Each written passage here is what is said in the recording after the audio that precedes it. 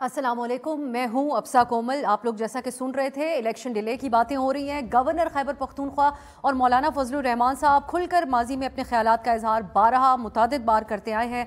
Security वजूहात Balochistan और खैबर पख्तूनख्वा की और मौसम इन दोनों को वजह बनाकर पेश किया जा रहा था, लेकिन मामला अब आगे बढ़ा है क्योंकि इसमें अपना हिस्सा डाला है मुस्लिम लीग नून के रहनुमा ने, जो कि न सिर्फ एक रहनुमा है बल्कि खैबर पख्तूनख्वा के मुस्लिम लीग नून के सदर भी हैं।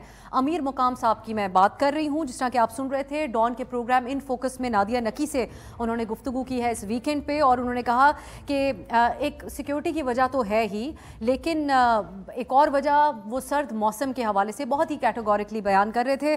मालाकंड डिवीज़न, हज़ारा और बलूचिस्तान के मुख्तलिफ इलाकों का हवाला देते हुए उन्होंने कहा कि इन इलाकों में सर्द मौसम होगा, शदीद बर्फबारी होगी जो मुकर्रर तारीख है इलेक्शन की उस पर। तो अगर इलेक्शंस 2, 3 या 4 हफ्ते डिले होते हैं तो ये ज़्यादा बेहतर रहेगा, क्योंकि ज़्यादा से ज़्यादा लोग वोट डालने के लिए निकल सकेंगे।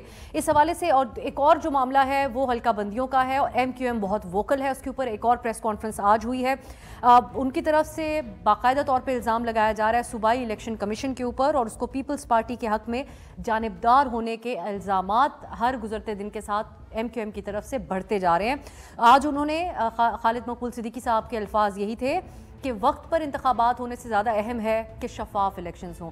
आज के प्रोग्राम में अपने तमाम मेहमानों से हम ये जानेंगे कि उनकी नज़र में इलेक्शंस की शफाफियत ज़्यादा अहम है या फिर मुकर्ररा वक्त पर होना इलेक्शंस का इस वक्त ज़्यादा अहम है, इस मुल्क के लिए, इन सियासी जमातों की सियासत के लिए और जमहूरियत के लिए और आवाम के हकूक़ के हवाले से भी अगर हम बात करें।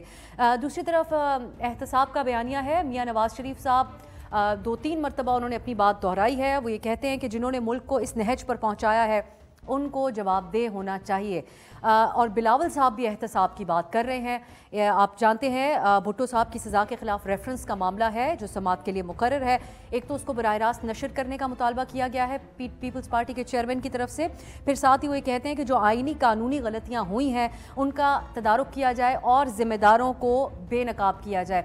अब जब दोनों ही पार्टीज़ जो बड़ी सियासी जमातें हैं मुल्क की, वो माजी के एहतसाब की बात कर रही हैं, जो माजी की गलतियां हैं उनकी बात कर रही हैं, तो क्या ट्रूथ एंड रिकन्सिलिएशन का जो मामला होता है वो यकजा होकर आवाज़ उठाएं तो ज़्यादा बेहतर नहीं होगा? क्योंकि बिलावल साहब अगले ही जुमले में मियाँ साहब के ऊपर तनकीद करते हैं और वो ये कहते हैं कि एक, बगैर नाम लिए, वो कहते हैं कि एक लीडर है जो जेल से निकलने के लिए सियासत करता है, दूसरा है जो जेल से बचने के लिए सियासत करता है। अवाम की बात सिर्फ हम करते हैं। तो जब जरदारी साहब मुतादिद बार ये बात कह चुके हैं कि अगला एक कौमी सेटअप होगा, सब मिलकर मुल्क को चलाएंगे, तो क्या ये जो बातें बिलावल साहब कह रहे हैं वो अभी से आने वाले सेटअप जिसमें मुमकिन तौर पर पीपल्स पार्टी, अगर जरदारी साहब के बयान को देखा जाए तो शामिल भी हो सकती है, उसको अभी से मुतनाज़ नहीं बना देते? इसके ऊपर भी हम बात करेंगे। PTI के हवाले से खबर ये है, डॉन पर आज, रोज़नामा डॉन पर आज इकराम जुनेदी साहब की खबर का मैं हवाला देना चाहूँगी, जिन्होंने कहा कि PTI अपने मंशूर में एक नया नुक्ता मुतारिफ कराना चाहती है जिसका उन्वान हीलिंग ऑफ पॉलिटिक्स होगा। और सियासी फरीकैन से उनके एक रहनुमा का हवाला देते हुए कहा कि इस वक्त सियासी जमातों से PTI अब तैयार है कि उनको बातचीत करनी चाहिए बजाय इसके कि ताकतवर हलकों की तरफ देखें। इस पे हम बात करेंगे कि क्या कोई सियासी फरीकैन भी PTI से बातचीत करने के लिए तैयार होंगे या PTI को अपनी तवज्जो ताकतवर हलकों की तरफ ही रखनी चाहिए जिनके पास ज़्यादातर मसाइल का हल मौजूद होता है। तमाम इशूज़ पे बात करने के लिए हमारे साथ मौजूद हैं शैला रज़ा साहिबा, सीनियर रहनुमा पाकिस्तान पीपल्स पार्टी की, राना एहसान अफजल साहब हमारे साथ मौजूद हैं, मुस्लिम लीग नून के रहनुमा। हमें प्रोग्राम में इस्तेहकाम पाकिस्तान पार्टी की नुमाइंदगी भी होगी और महमूद मौलवी साहब ज्वाइन करेंगे, और कुछ ही देर में नईम हैदर पंजोता साहब PTI की नुमाइंदगी करते हुए प्रोग्राम के अंदर मौजूद होंगे।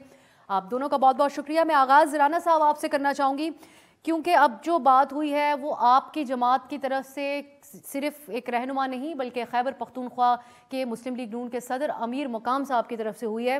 वो ये कह रहे हैं कि बेहतर होगा, अभी डिमांड के तौर पे उन्होंने बात सामने नहीं रखी, लेकिन वो कहते ये ज़रूर हैं कि 2 मार्च तक अगर डिले हो जाएं तो लोग वोट डालने के लिए निकल पाएंगे। अब ये कहा जा सकता है कि आप लोग हम आवाज़ हो गए हैं खैबर पख्तूनख्वा और बलूचिस्तान की हद तक जो मुतालबा JUI कर रही है? बिस्मिल्लाहिर्रहमानिर्रहीम। देखें, ये KPK चैप्टर जो PMLN का है, अमीर मुकाम साहब उसको हेड करते हैं और वहाँ का ये कंसर्न उन्होंने शो किया है कि बर्फबारी होगी, ठंड मौसम होगा, सिक्योरिटी के कंसर्न्स भी JUIF शो करती रही है। तो मैं समझता हूं कि ये बिल्कुल जो केयर टेकर सेटअप है नंबर 1 और जो ईसीपी है उनका ये फर्ज बनता है कि वो सबके साथ एंगेज करें और या तो लोगों को जितने भी स्टेक होल्डर्स हैं उनको ऑन बोर्ड लें, उनको बताएं कि जो इंतजामी इंतजामात होंगे इलेक्शन डे के लिए उसको किस तरीके से वो मौसम के जो मुश्किलात हैं उनको कवर करेंगे और किस तरीके से जो सिक्योरिटी कंसर्न्स हैं जो कि जेन्युइन हैं किसी भी जमात के लिए या कैंडिडेट के लिए अगर वो उनके ऊपर लाइव थ्रेट हो तो ये बड़ी सीरियस मामलात होते हैं कि वो अपनी कैंपेन आजादाना तौर पे किस तरह चलाएगा। तो इन मामलात के ऊपर उनकी जो कंसर्न्स हैं उनको दूर करें और लेकिन हम समझते हैं कि ये जो इलेक्शन की जो डेट जो 8 फरवरी की दी गई है ये उसके अंदर अंदर ही ये चीजें सेटल हो जानी चाहिए और अगर वो सेटिस्फाई कर पाते हैं तो फिर ये 8 फरवरी की डेट बहुत अच्छी है, ये इसके अंदर इलेक्शन हो जाना चाहिए।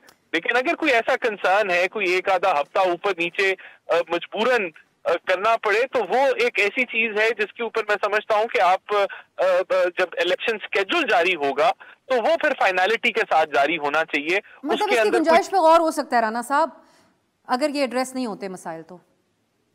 लेकिन ये तो जो हम समझते हैं कि ईसीपी को इन सारी कंसर्न्स को एड्रेस करके इलेक्शन स्केड्यूल जारी कर देना चाहिए और वो हतमी और फाइनल इलेक्शन स्केड्यूल होना चाहिए, सबको पता हो कि हम उस तरफ बढ़ रहे हैं, फिर उसमें कोई तब्दीली नहीं आनी चाहिए।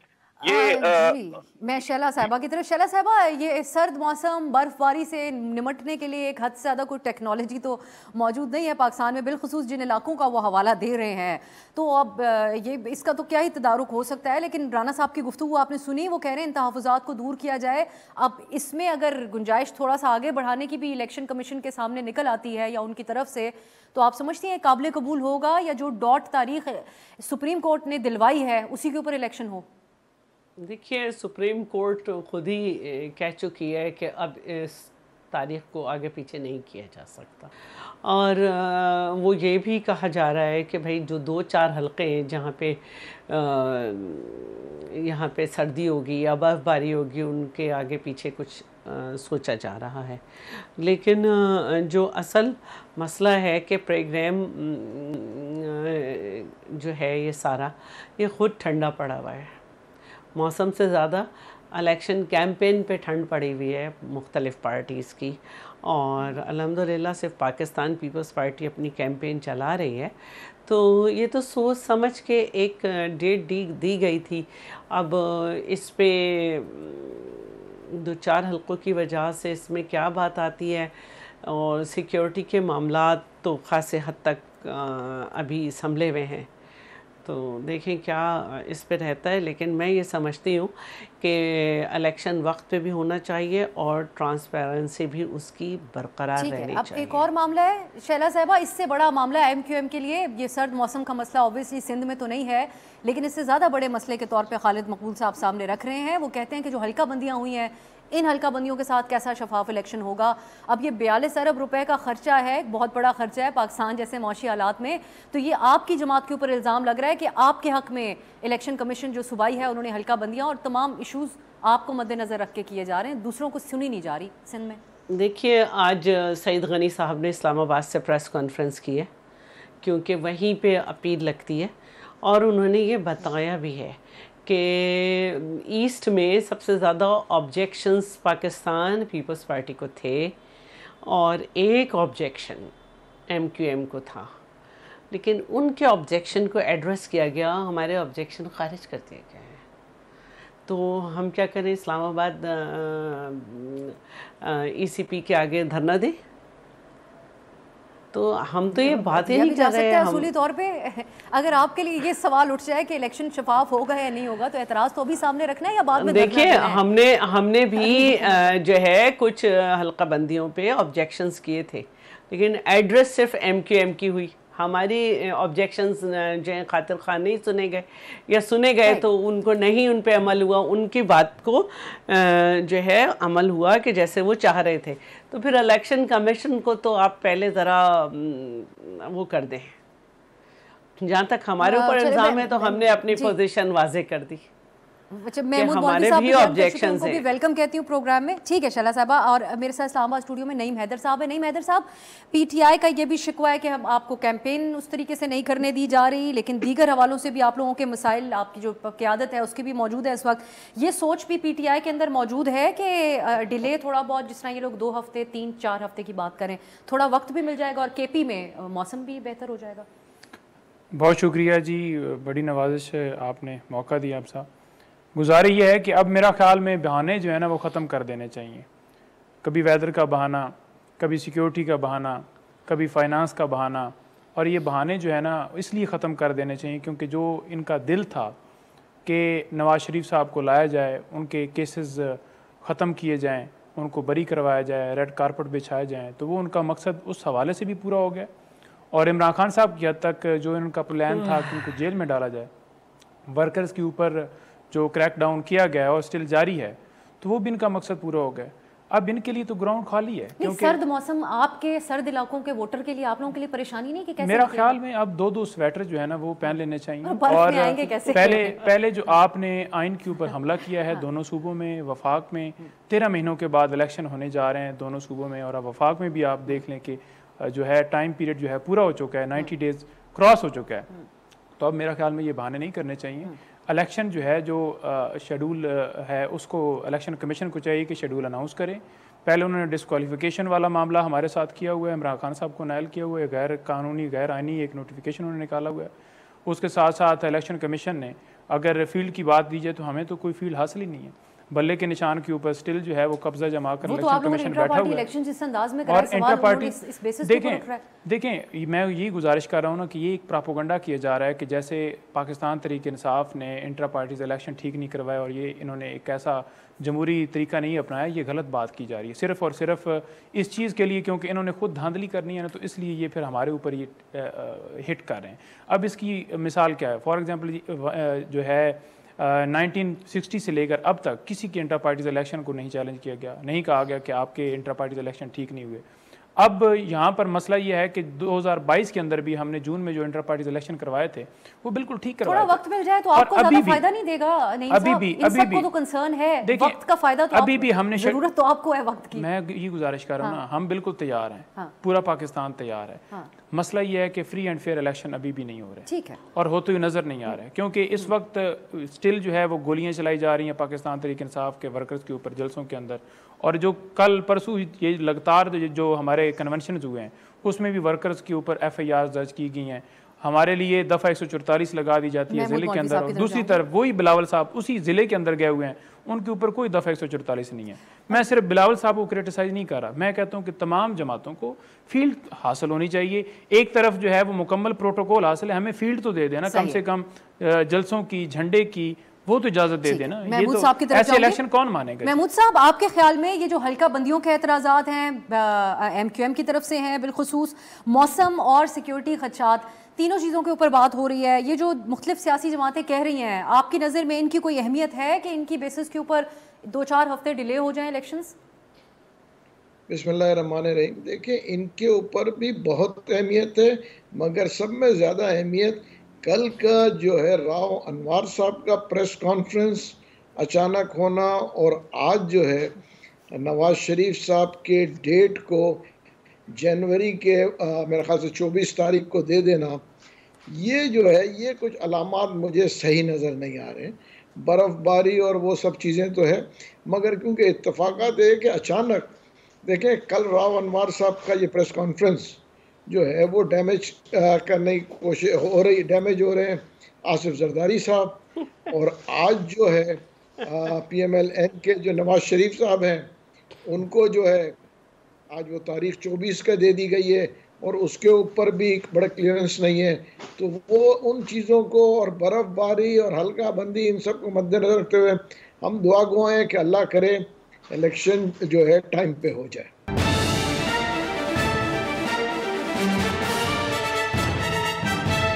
शफाफियत के हवाले से महमूद साहब सवाल अगर उठ जाए तो फिर फ़ायदा होता है इस एक्सरसाइज का, जो अच्छी खासी खतीर रकम से होगी, अगर शफाफियत के हवाले से ये हल्का बंदियों का बिलखुसूस जो बात है? देखिए, हल्का बंदियों के ऊपर एतराज़ात जो हैं वो बिल्कुल जायज़ हैं, देखिए, अगर आप बात करें शफाफियत के ऊपर तो बहुत सारी चीज़ें जो है फैक्ट्स एंड फिगर्स हैं उसके ऊपर, मगर अगर देखें अब मजीद जो है इसके ऊपर टाइम लगाने के लिए तो काफ़ी टाइम लग जाएगा। फिर तो जो है मेरे ख्याल से फिर वापस अक्टूबर में चले जाएंगे इलेक्शन, अगर हम इसके पूरे प्रोसेस को और ये देखें।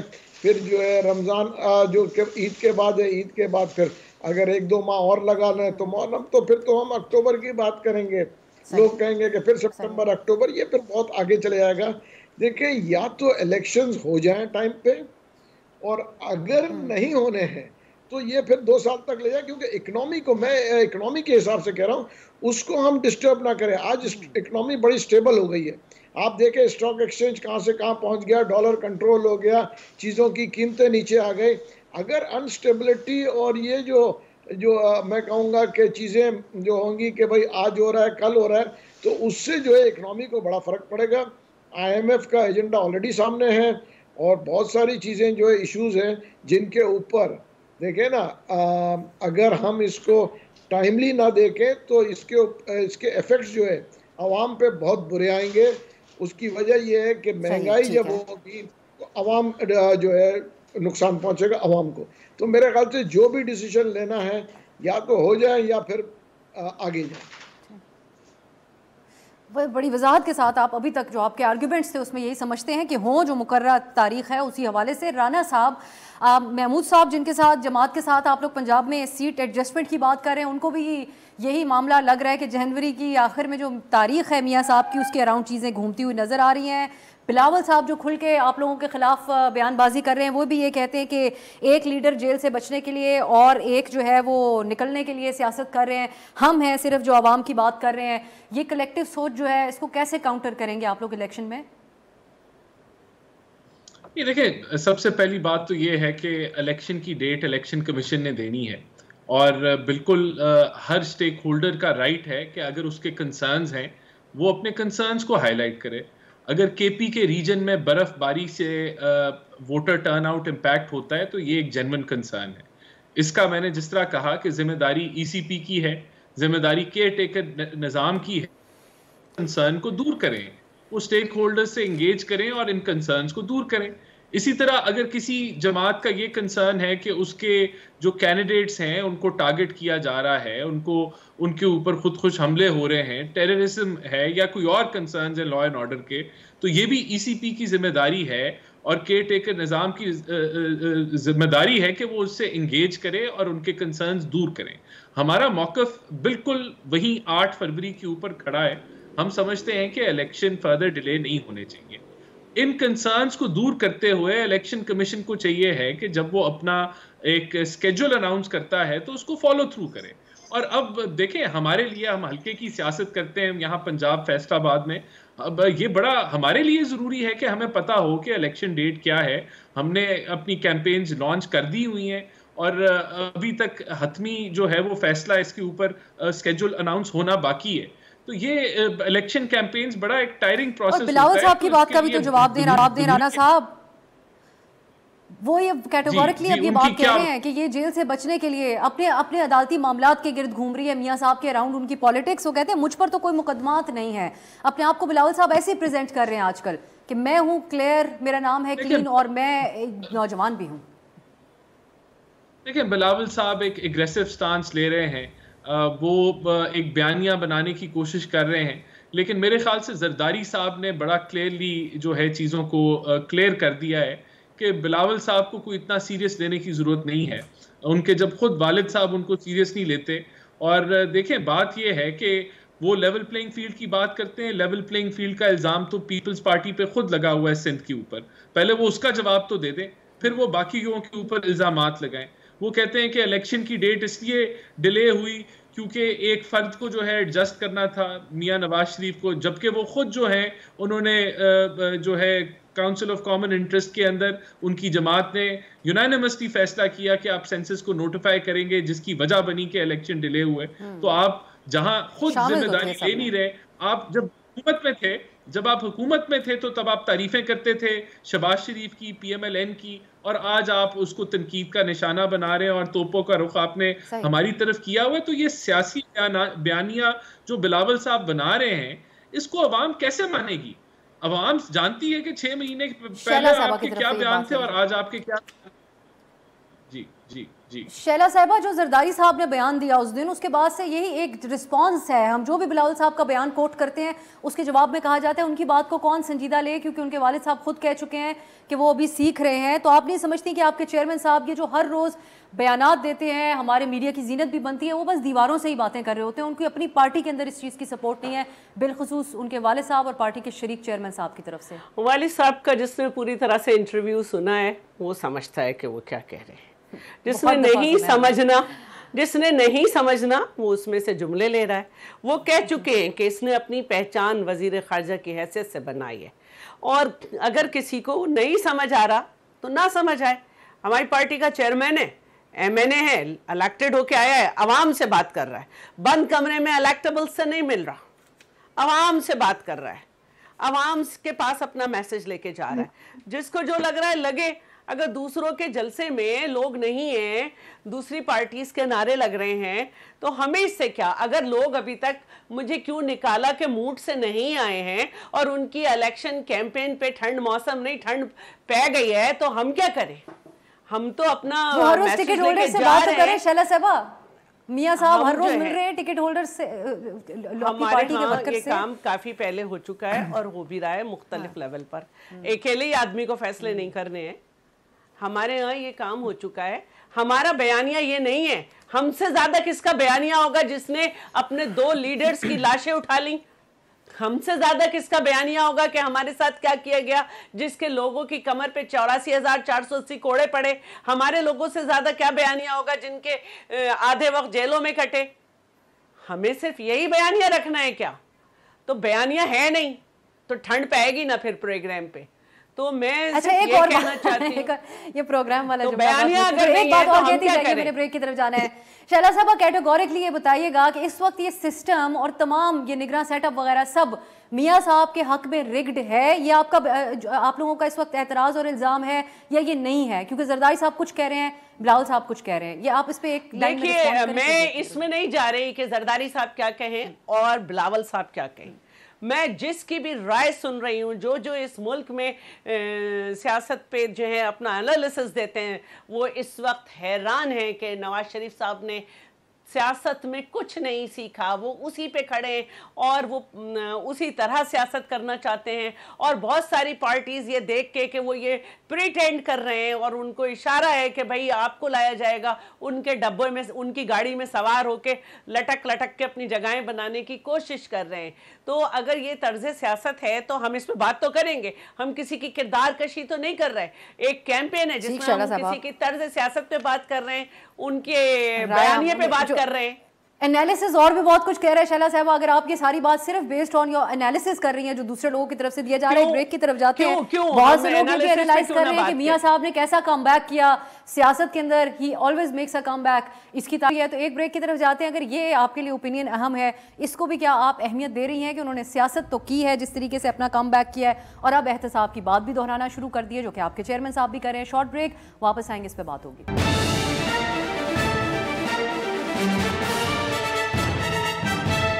ब्रेक के बाद खुश आमदीद। जो इलेक्शन डिले की हम बात कर रहे थे, इस हवाले से एक और अहम तरीन बयान थोड़ी देर पहले सामने आया है। आसिफ अली जरदारी साहब एक इंटरव्यू दे रहे हैं जिसमें उन्होंने भी कहा है कि 8-10 दिन अगर इलेक्शन डिले हो जाता है तो इससे कोई फ़र्क नहीं पड़ेगा।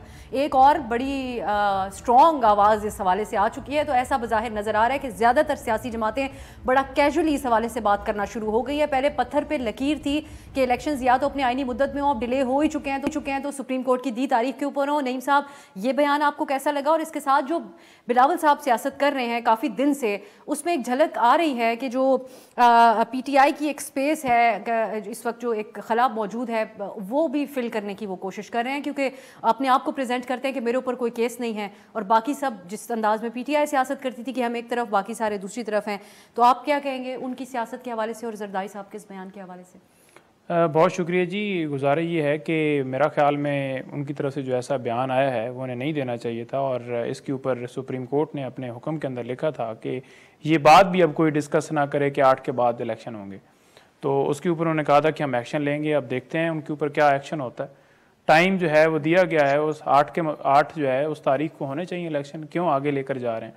यहाँ पर जो फ्री एंड फेयर इलेक्शन की बात है वो ज़रूर करनी चाहिए कि फ़ंडामेंटल राइट्स की जो वायलेशन है वो कैसे हो रही है मुल्क के अंदर।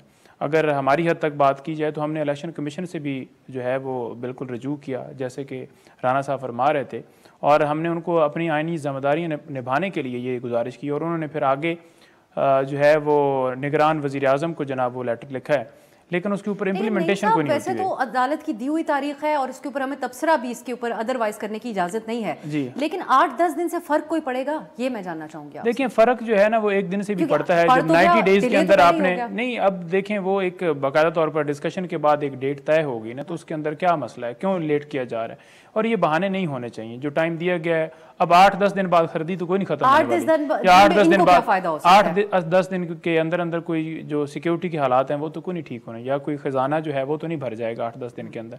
तो जो डेट दी गई है, अगर आपने नहीं करवाना तो फिर आप पहले भी आपने आइन तोड़ा हुआ है, फिर आप चलते रहें। और जो बुनियादी इंसानी हकूक़ की खिलाफ वर्जियाँ हैं ना, उसके ऊपर तो हमने सुप्रीम कोर्ट से भी रजू किया, वहाँ पर ये कहा जा रहा है कि हम अपनी आइनी ज़िम्मेदारियाँ निभा रहे हैं। मेरा ख्याल में वो आइनी ज़िम्मेदारियाँ सिर्फ और सिर्फ जो है ना नाइल ही ख़त्म करने के लिए आज हमने देखी हैं कि वो किस तरह से उस मामले को टेकअप किया गया है कि आर्टिकल 62(1)(f) के तहत जो नाइली है उसके बाद जो है लॉ के अंदर अमेंडमेंट हो गई है, तो लिहाजा उस अमेंडमेंट का क्या फ़र्क पड़ेगा, और उसकी जो है तशरीह या उसकी वजाहत, और उसके ऊपर आपने देखा कि खुद ब खुद ही वो सारी चीज़ें चल पड़ी हैं। दूसरी तरफ अगर हमारी दरख्वास्त की बात की जाए तो साइफर वाला 14 दिन से ऊपर टाइम हो गया, हमारी दरख्वास्त ही नहीं फिक्स हो रही सुप्रीम कोर्ट के अंदर।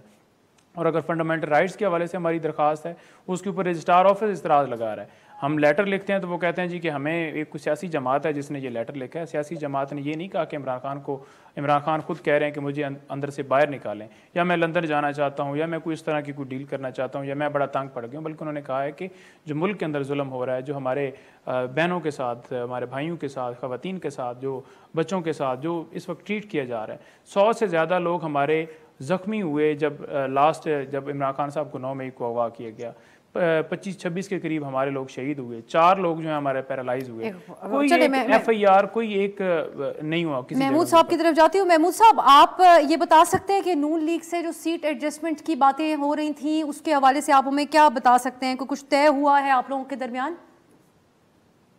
नहीं, देखिए अभी कोई चीज़ फाइनलाइज नहीं हुई है, बिल्कुल बात हो रही है, सीट एडजस्टमेंट की बात हो रही है। अभी पहले हम पंजाब की बात कर रहे हैं कि पंजाब में होगा, उसके बाद हम सिंध के ऊपर भी आएंगे कि कैसे एडजस्टमेंट होगा। बहुत सी जगहों पे देखिए सीट एडजस्टमेंट जो है हम दूसरी पार्टी से भी बात कर रहे हैं कि भाई जो है सिर्फ और सिर्फ ये है ना कि आप कहें कि सिर्फ नून लीग से नहीं, बाकी पार्टी से भी बात करेंगे। और नून लीग का मेरे ख्याल से कराची में जो है MQM से हो चुका है, और इंटीरियर सिंध में GDA से हो चुका है। तो ये बहुत सारी डेवलपमेंट्स हैं। देखिए ये डेवलपमेंट्स तो अपनी जगह हैं, मगर जो है अभी देखें, जैसे अभी किसी साहब ने कहा कि आसिफ जरदारी साहब भी कह रहे हैं कि 8-10 दिन में अगर आगे पीछे हो जाए कोई फ़र्क नहीं पड़ता। तो अगर फिर मैं अपने स्टेटमेंट को रिपीट करूँगा, अगर इलेक्शंस जो हैं होने हैं तो 8 फरवरी को हो जाए, और अगर वाकई में बर्फबारी है और हालात सही नहीं है, और देखें रियलिस्टिकली जाएं तो हल्का बंदियों का इशू सॉल्व नहीं हुआ, तो फिर तो हल्का बंदियों का इशू सॉल्व करके जाएं। अगर फ्री एंड फेयर इलेक्शंस चाहिए तो हल्का बंदियों के इश्यूज को सॉल्व किए बगैर अगर आप इलेक्शन कराएंगे तो वो जो है वो एक्सेप्टेबल बहुत सी पार्टीज को नहीं होगा। MQM स्पेशली कराची में कह चुकी है, और कराची इस मुल्क का जो है एक बहुत जो मैं कहूँगा, अगर यहाँ पे लोगों को एक्सेप्टेबल नहीं होगा तो फिर जो है वो कंट्रोवर्शियल अगर इलेक्शन हो गया तो फिर देखें अरबों रुपए भी खर्च हुए और इकोनॉमिक अनस्टेबिलिटी भी आ जाएगी। तो उसको लेकिन महमूद साहब एक और चीज आपसे जानना चाह रही हूँ, मेरा तो ये आप समेत जो जी अगर आप इजाजत दें मैं आपसे ही पूछना चाह रही हूँ महमूद साहब कि आप समेत IPP में शामिल बहुत सी ऐसे इंडिविजुअल्स और शख्सियात जो ज़्यादातर हैं, आप लोग माजी करीब में बिलखुसूस मुस्लिम लीग नून के खिलाफ सियासत करते आए हैं। आपका वोटर तो घूम कर नहीं रह जाएगा मेंटली, और नून लीग का भी, कि अगर आप लोगों की सीट एडजस्टमेंट होती है या आप लोग मिलकर आगे किसी न किसी हद तक मामला चलाने की बात करते हैं, जिनके खिलाफ नैरेटिव बनाने में अपनी सियासत की है आपने कि ये चोर डाकू आजमूदा लोग हैं, तो अब कैसे आप लोग मामला अगर साथ में नजर आएंगे तो आपके लिए बड़ा नुकसानदेह नहीं होगा सियासी तौर पे? नहीं, देखिए एक चीज मैं बता दूं, सियासत में अगर आप देखें बहुत के इंटरेस्ट के अंदर बहुत से लोग साथ बैठे हैं। पीपल्स पार्टी और पीएमएलएन के कितने इख्तलाफात थे, एमक्यूएम और जो है पीएमएलएन के ऊपर एक दूसरे को क्या कहते रहे, ठीक है ना। तो ये सब जो इख्तलाफात तो होते हैं और मेरे ख्याल से जो है चेंजेस भी आ जाती हैं। देखें ना, जमात इस्लामी किसको क्या कहती रही, देखिए पिछली अगर आप हिस्ट्री उठा के देखें कौन सी पार्टी है, यही तो मेरा कहना है कि कम से कम इस हद तक ना जाए कि एक दूसरे के सामने ना बैठ सके। आप ये देखें ना, हुकूमतें साथ की हैं, अभी 17 माह की हुकूमतें सबने मिलकर साथ की है, एक दूसरे को क्या कहते थे, एमक्यूएम भी उसमें थी, पीएमएलएन भी उसमें था, पीपल्स पार्टी भी उसमें थी, और अब जब हुकूमत से निकल गए फिर एक दूसरे के दुश्मन खड़े हो गए। तो ये बदकिस्मती है हमारे मुल्क की जो है कि लोग जो है वक्ती वक्त पे बदलते ही रहते हैं। आप ये देखें ना, पीपल्स पार्टी आज कुछ कह रही है, आज एमक्यूएम को बुरा भला कह रही है, जब वो एमक्यूएम के साथ थे तो वो कहते थे एमक्यूएम से अच्छी कोई पार्टी नहीं। शैला साहबा, यही तो बात है, आप लोगों की मिसाल बिटर स्वीट ताल्लुकात की मिसालें बन चुकी है जो महमूद साहब भी इस वक्त दोहरा रहे हैं। हमने देखिए, हम पीडीएम का हिस्सा नहीं थे और ये एक वक्ती तौर पे इलेक्शन, ये हुकूमत का हिस्सा तो थे, इत्तेहाद थे, हुकूमत का इत्तेहाद था पाकिस्तान के लिए, पाकिस्तान की क्रेडिबिलिटी के लिए। ये इलेक्शन का वक्त है और इसमें हम अपने मंशूर के साथ खड़े, हम किसी की मुखालफत कर रहे हैं तो उसकी तर्ज़े सियासत की कर रहे हैं, उसकी जाती नहीं कर रहे। अब आप सोचिए, आप आने वाले इलेक्शन को कंट्रोवर्शियल बना रहे हैं शैला साहबा, कैसे बना रहे हैं? पूरी दुनिया कह रही है, मियां साहब के हाथ पे पूरा सिस्टम रिग्ड है। बिल्कुल पूरी दुनिया कह रही है कि एम्बेसडर ने आके रेड कारपेट दिया, एम्बेसडर ने आके रेड कारपेट दिया, यहाँ पे हर चीज प्रोटेक्टेड बेल मिल गई एक कन्विक्टेड को। इसके अलावा आप ये देखें कि यूनियन कमेटीज बना के जो है अब गाँव चमकेंगे, इनके बंदों को डाला जा रहा है, इनके जो ब्यूरोक्रेट्स थे पसंदीदा वो मिनिस्टर्स हैं, तो इसमें आवाज़ तो उठाएंगे, इसमें ऐसी क्या बात है। लेकिन ये बात तो पूछनी पड़ेगी ना कि खुर्रम रोखड़ी साहब जो हैं वो खुश हैं। ये तो पूछना पड़ेगा कि फिरदौस आशिक अवान जो कहती थी महारानी मरियम की कनीज़ मरियम ने ये किया और आज तो वो कैसे कैंपेन चलाएंगी, अब वो कैसे करेंगी। चले अब आज जो बिलावल साहब तनकीद कर रहे हैं शहबाज साहब के ऊपर, कल को वो उनकी ओनरशिप ले रहे थे कि शहबाज साहब से बेहतर कोई चला ही नहीं सकता था, वो कैसे सियासत करेंगे। शहबाज शरीफ साहब हो या नवाज शरीफ साहब हो, उनकी इज्जत में हमें कोई मसला नहीं है, शहबाज शरीफ के काम पे हमें मसला नहीं है। ये जो इस वक्त तर्ज सियासत अपनाई गई है कि इस पे बिल्कुल बात होगी, पूरी दुनिया यही बात कर रही है। पूरे आपने कहा मुझसे पहले वाले सेगमेंट में हर एक ये कह रहा है कि नवाज शरीफ साहब तो बाकायदा ख्वाजा आसिफ का बयान है कि जिन्होंने बाहर भेजा था वही ले गए, वो ले गए थे बाहर। चल तो अब वो लेकर भी आ गए और वो सारा सब कुछ करके भी दे रहे हैं। बातें की हुई है कि कोई लिहाज इसमें रह नहीं गया। शैला साहब जो आप कह रही हैं, आप क्यों मुझे खामखा वो कर रही हैं? कुछ तो कहना ही है जब मेरी मजबूरी भी समझे। एक ब्रेक की तरफ जाते हैं। कोई लोगों का इस इंतखाब और इस मुल्की निज़ाम के ऊपर एतमाद रहे। हम जब प्रोग्राम्स करते हैं थोड़ी सी एक ये कोशिश भी होती है, क्योंकि हमने बहुत बेयकीनी बतौर मीडिया तो बहुत दफ़ा फैलाई है। एक ब्रेक की तरफ जाते हैं। पीटीआई अब सबसे बात करने को तैयार है। आज की रिपोर्ट के मुताबिक क्या कोई पीटीआई से भी बात करने के लिए तैयार है इस मुल्क पे? शॉर्ट ब्रेक के बाद इस पर बात होगी।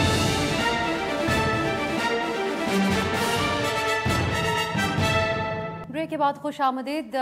राना साहब, आपसे मैं ये जानना चाहूँगी, जो ब्रेक से पहले हम बात कर रहे थे आईपीपी और आप लोगों की सीट एडजस्टमेंट की जो बातें हैं, पहले ही तबसरे ये हो रहे हैं कि मैदान खाली छोड़ने की वजह से, जो कि मियाँ साहब यहाँ पर मौजूद नहीं थे, तो आप लोग पंजाब के हवाले से स्ट्रगल कर रहे हैं। बिलावल साहब ने कहा भी कि 2-2 सीटों के लिए बलूचिस्तान जाना पड़ रहा है मियाँ साहब को खुद, फिर चौधरी शुजा साहब से जिस तरह जाके मिलना पड़ा, और अब जो है वो आईपीपी की तरफ आप लोगों की तवज्जो है। तो जिस तरह मैंने मौलवी साहब से बात पूछी थी कि आप लोगों की सियासत एक दूसरे के खिलाफ रही है, बिलखुसूस आईपीपी में शामिल शख्सियात की, तो आप लोगों की नज़र में आप इसको पुल ऑफ कैसे करेंगे इन टर्म्स ऑफ जो आपका वोटर है उसको कन्विंस करने के हवाले से, कि जो उनके लीडरान हैं उनको जो चोर डाकू कहते थे उनके साथ अब आप मिलकर बैठने जा रहे हैं, ये कैसे आप मैनेज करेंगे? ये देखें, सबसे पहले तो ये कि ये अभी हतमी सूरत हाल नहीं पहुंच चुकी कि उस जो अलायंस है ये होती है नहीं होती, किस लेवल पे होती है, बातचीत हुई है, लेकिन ये किस स्केल पे होगी पंजाब के अंदर और दीगर सूबों के अंदर, ये कोई अभी हतमी शक्ल इसकी नहीं बनी। और प्रिलिमिनरी बातचीत है। जहां तक ये है कि ये कैसे पिच की जाएगी अवाम को या कैसे होगी, तो देखें जो जहांगीर तरीन साहब हैं, ओन चौधरी साहब हैं, वो ओन चौधरी साहब खास तौर पे वो कैबिनेट का हिस्सा थे पीडीएम के अंदर, उनके साथ राब्ता था। तो ये ऐसा नहीं है कि ये ऑल ऑफ अ सडन हो गई है। तो ये इसका ना अभी स्केल तय है, ना ये किस लेवल पे होगी, कितने सूबों में होगी, ये अभी एक इनिशियल एक कॉन्वर्सेशन हुई है लीडरशिप के दरमियान। ये क्या शक्ल इख्तियार करती है, that is yet to be seen, और फिर मेरे ख्याल से हम इस पे कमेंट करें तो फिर बेहतर होगा। तो अभी तक कोई कुछ डिसाइडेड नहीं है इस हवाले से? नहीं, इस हवाले कुछ हतमी नहीं। शैला साहब, आप नफी में सर हिला रही हैं, इस पे कुछ कहिए, फिर मैं पीटीआई की बात भी करना चाहती हूँ। समा टीवी से भी खबर आ जाए और जंग अखबार में भी 2 तरह की खबरें लगी हुई हूँ। अलीम साहब की, और खुशकिस्मत हैं मौलवी महमूद साहब के आए और छा गए पॉलिटिक्स में, और ये कराची से कामयाब हुए, और हमारे पास इत्तला ये है कि इनकी सीट को भी मांगा गया है आईपीपी की तरफ से, और अलीम साहब की जो है वो लाहौर से। तो बातचीत तो हो गई है, उनके समा चैनल ने भी कंफर्म कर दिया है। समा चैनल कर दे तो फिर क्या रह जाएगा ना। तो बस मैं तो ये परेशान हूँ कि बेचारी अंदलीब अब्बास, मुनज़्ज़ा हसन और बहुत सारे वो लोग, वो क्या होगा बेचारों का, फर्रुख हबीब और बहुत सारे, क्या होगा बेचारों का। यू टर्न, खुर्रम रोखड़ी साहब तो मेरे साथ एक प्रोग्राम में कह चुके थे ने कहा था कि यू टर्न अक्लमंद लोग ही लेते हैं। शैला साहबा, पीटीआई की बात कीजिएगा। शैला साहबा, आपके जरदारी साहब नेक्स्ट स्टॉप अडियाला पे मौजूद है, नेक्स्ट स्टॉप अडियाला पे मौजूद है, वो अपने बताए हुए पे। एक सवाल सुन लें शैला साहबा, एक और। जरदारी साहब कह रहे हैं कि जो बानी पीटीआई इमरान खान साहब की बात हो रही है वो अब भी लाडले हैं। दूसरी तरफ पीटीआई के हवाले से खबरें ये हैं कि वो कहते हैं कि अब हम सियासी जमातों से बात करने के लिए तैयार हैं, बजाय इसके कि अब भी हम ताकतवर हलकों की तरफ देखें। तो ये जरदारी साहब किस बेसिस पे कह रहे हैं कि वो अभी भी लाडले हैं? अच्छा देखें, एक तो जब पहले बात हो रही थी तो मैंने कहा था कि ये ईसीपी को डिसाइड करना है कि जहाँ पे बर्फ़बारी है उन्हें क्या करना है, क्या नहीं करना। तो अगर सियासतदान भी आपस में बैठ के इसका हल कर लेते हैं, वो भी बुरा नहीं है, अपनी राय दे सकते हैं। दूसरी बात जो है वो ये है कि सब देख रहे हैं कि भाई मुकदमे चलाओ, ख़त्म करो, ये किस तरह से हो रहा है सब कुछ। चले मैं आखिरी में नईम साहब का कमेंट, वक्त खत्म हो रहा है। नईम साहब, ये आप लोग अब सियासी जमातों की तरफ देख रहे हैं, तो ये आपके लिए क्या करेंगे? खुद इतने डिवाइडेड हैं, अभी भी पावरफुल क्वार्टर्स की तरफ ही देख लें, क्योंकि आप लोगों ने कभी सियासी लोगों को अपना मुकाबिल नहीं समझा, इनको आपने किसी खाते में ही नहीं लाया, तो अब लाने का क्या फायदा?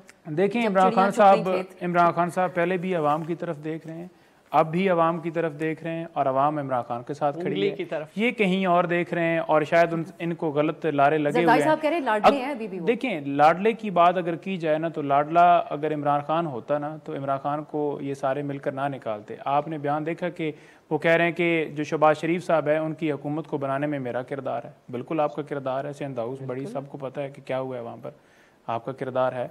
और आज भी अगर आप वहाँ पर बैठ कर इमरान खान को लाडला कह रहे हैं, तो वो लाडला होता तो जेल में होता, उसके ऊपर 200 मुकदमात दर्ज होते।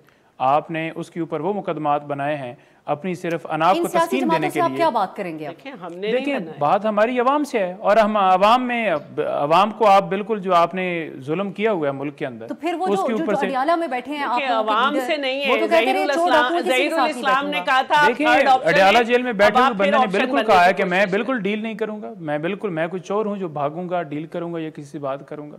मैं तो बिल्कुल, मेरी अवाम से बात है। तो बात करना चाह रही है सियासी फरीकैन से या नहीं करना चाह रही? देखिए, क्यों बात वो करना चाहेंगे? तो ये खबर को आप डिनाई कर रहे हैं जो आज छपी है इकराम? क्या छपी है? कहा गया है, और आपके खैबर पख्तूनख्वा के रहनुमा का हवाला देके जिन्होंने जर्नलिस्टों से बात करते हुए कहा कि हम सियासी जमातों की तरफ अब गौर करेंगे उनसे बातचीत के हवाले से, बजाय इसके कि ताकतवर हलकों की तरफ देखें। नहीं, देखें, मैं वही बात कर रहा हूँ कि इलेक्शन के हवाले से पहले भी खान साहब ने कहा था कि 90 डेज के अंदर इलेक्शन हो, या उसके हवाले से जो डेट मुख्तस करनी है वो तो खैर उस हद तक थी। उसके अलावा कोई होती है ना कि कोई बैठना है। हाँ, ये जरूर है कि 8 फरवरी गुजरेगा तो ये फिर सारे इकट्ठे होंगे। आज इनकी आपस में लड़ाई है, खत्म हो गया। मरवा साहब से ही रब्ता करना पड़ेगा। शैला साहबा, प्रिया महमूद मौलवी साहब और शैला रजा साहबा, आप लोगों के कीमती वक्त का।